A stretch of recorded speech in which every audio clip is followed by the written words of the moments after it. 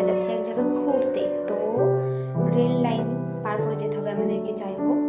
তো এখানে আগে ঘুরতে আসতাম, এখন আসা হয় না।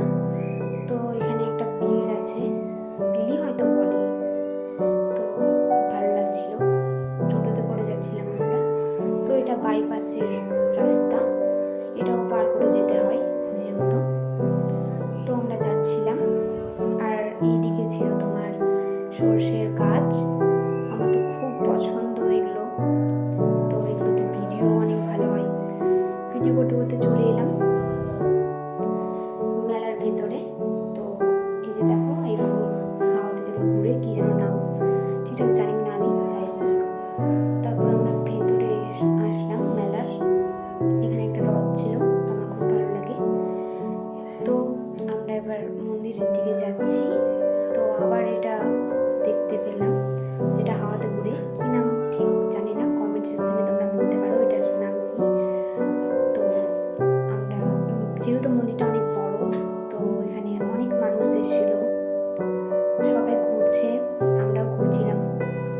তারপর মন্দিরে ঢুকবো, তার জন্য টিপ পরে নিয়েছি। যাই হোক, একটা কীর্তনের মেলা দিয়ে ভেতরে ঢুকলাম মন্দিরের। অনেক ভিড়, দাঁড়ানোরও জায়গা নেই। যাই হোক, তো এটাই ঠাকুর রূপ সনাতন। তারপর আমরা ভিডিও করে বাইরে এলাম। তো জুতো খুলে এসেছিলাম, যেহেতু ভাবছিলাম যে এত মানুষের ভিতরে জুতো হারিয়ে যাবে না, তো যাই হোক পেয়ে গেছি। তো এবার ভাবলাম একটু ফাঁকা দিকে ঘুরে আসি। এখানে ফুলের গাছ ছিল, ভাবছিলাম নিব, বাট নেওয়ার সুযোগ ছিল না। তারপরে এইদিকে এলাম, ভাবছি একটা ভিডিও শ্যুট করবো বান্ধবীর। তো দেখছিলাম জায়গাগুলো কোথায় কোথায় করলে ভালো লাগবে, কোন কোন অ্যাঙ্গেলে, তো খুঁজছিলাম জায়গাগুলো। তারপর ভিডিও কমপ্লিট করে আমরা মেলার ভিতরে এলাম, ফুচকা খেলাম। যাই হোক, ফুচকা তো সব মেয়েরই ফেভারিট, আমারও ফেভারিট, তোমারও ফেভারিট।